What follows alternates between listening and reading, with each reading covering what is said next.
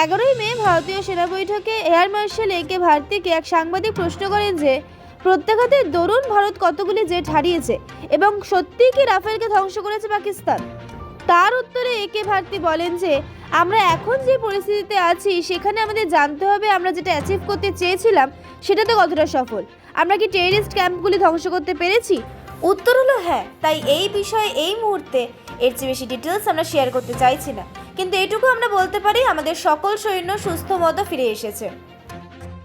Have we achieved our objective of decimating that terrorist camp? And the answer is a thumping yes. And the results are for the whole world to see. As for the details, what could have been, how many numbers,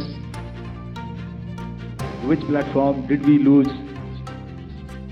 You know, at this time, I would not like to comment on that because we are still in a combat situation, and if I comment on anything, it will only be advantage adversary.